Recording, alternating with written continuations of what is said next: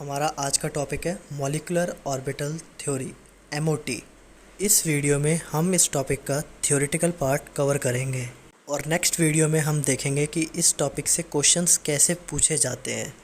इस टॉपिक से क्वेश्चन आने की प्रोबेबिलिटी बहुत ज़्यादा है, तो ज़रा इस लेक्चर को ध्यान से सुनना। MOT कहती है कि जब भी हमारे किसी भी मॉलिक्यूल का फॉर्मेशन होता है, जैसे कि ऑक्सीजन, नाइट्रोजन, तो वहाँ पे एटॉमिक ऑर्बिटल्स की मिक्सिंग होती है और दो ऑर्बिटल्स की मिक्सिंग के बाद जो हमारे नए ऑर्बिटल्स बन के आते हैं उनको हम बोलते हैं molecular orbitals. So MOT says during formation of molecules there is mixing of atomic orbitals and a new pair of molecular orbitals are formed. Now the next topic is types of molecular orbitals. These are of two types. The first one is bonding molecular orbitals, or we can say BMO. These are formed by constructive interference of orbitals, or we can say addition of atomic orbitals. Second one is anti-bonding molecular orbital, or we can say ABMO. These are formed by destructive interference or subtraction of atomic orbitals. अभी जो भी हमने रामायण बोली है इसको ज़रा एक diagram की हेल्प से समझते हैं। पहले केस में देखो, एक 1s ऑर्बिटल आया, दूसरा 1s ऑर्बिटल आया, दोनों में आपस में क्या हुई? सब्ट्रैक्शन हुई, डिस्ट्रक्टिव इंटरफेरेंस हुई। तो हम क्या कहेंगे, यहाँ पे anti bonding sigma molecular orbital बनेगा।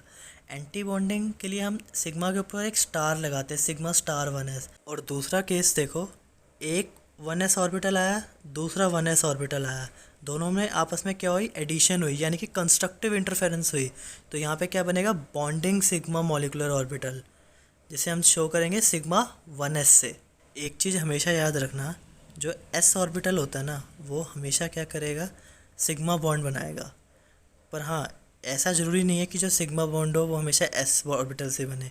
Sigma molecular orbital p orbital से भी बन सकता है, d से भी बन सकता है, f से भी बन सकता है। और दूसरी बात ये है कि जो सिग्मा मॉलिक्यूलर ऑर्बिटल है वो तब बनता है जब एटॉमिक ऑर्बिटल है वो ओवरलैप करें along the internuclear axis, and internuclear axis is generally taken as z axis.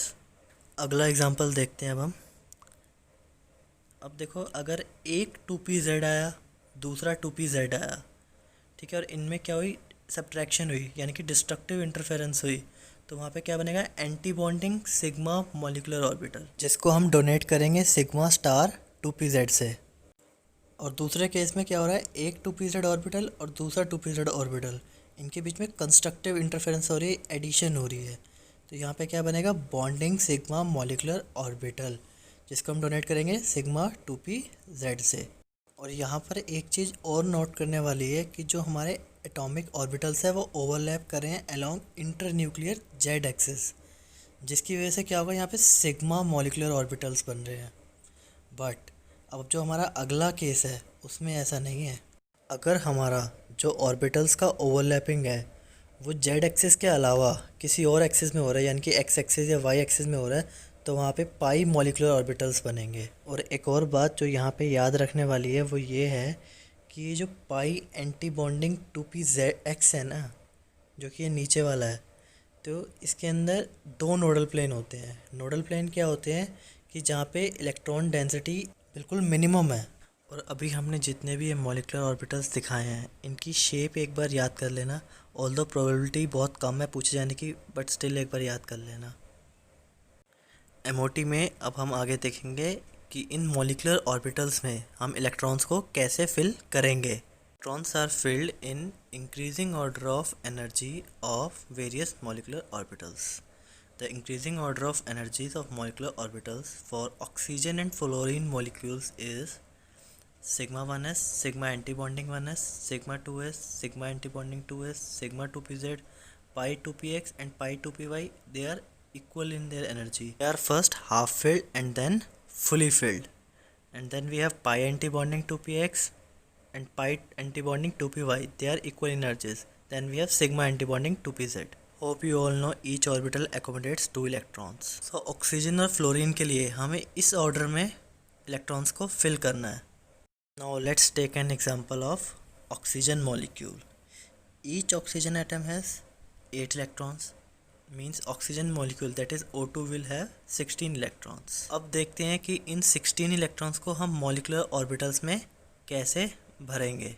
Sigma 1s2, sigma antibonding 1s2, sigma 2s2, sigma antibonding 2s2, sigma 2pz2, pi 2px2, pi 2py2, pi antibonding 2px1 and pi antibonding 2py1.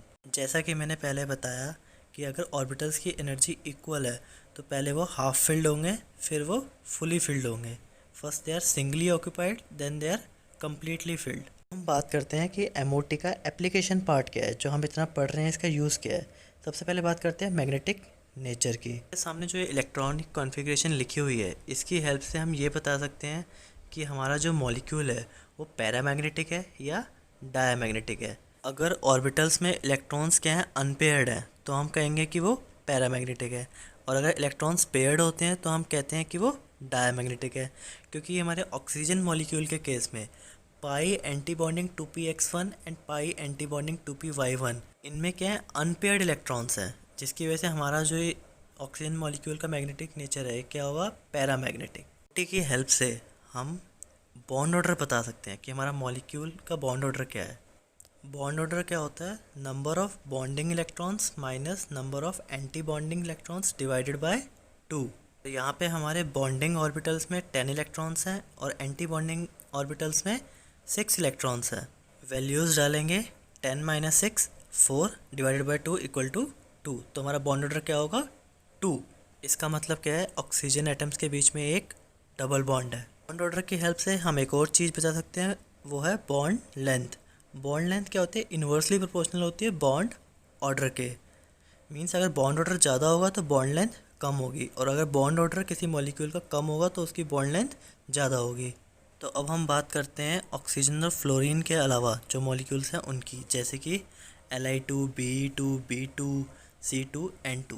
इनका जो increasing order है ना energy का molecular orbital का, वो कुछ इस तरीके का होता है.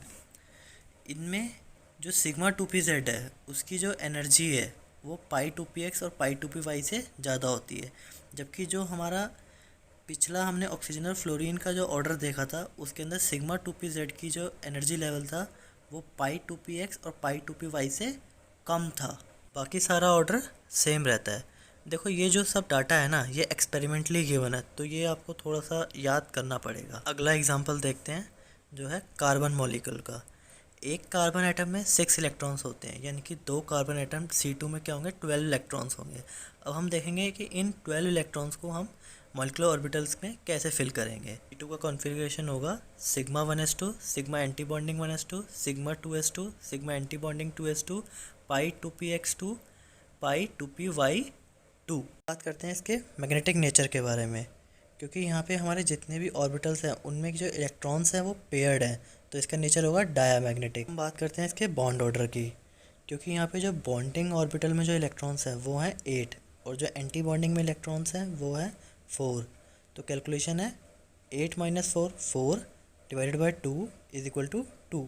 मतलब है 2 कार्बन एटम्स के बीच में एक डबल बॉन्ड बनेगा. क्योंकि हमारे 4 electrons 2 pi bonding molecular orbitals में है, तो जो डबल बॉन्ड होगा ना यहाँ पे, उसमें दोनों ही क्या होंगे, पाई बॉन्ड होंगे. आप लोगों को कोई भी डाउट हो या कुछ रिव्यूज़ देने हो तो यहाँ पर कमेंट सेक्शन में बताएं, या फिर आप लोग क्या कर सकते हो, मुझे ईमेल कर सकते हो अपने doubt @workguruji@gmail.com. Please subscribe my channel. Thank you.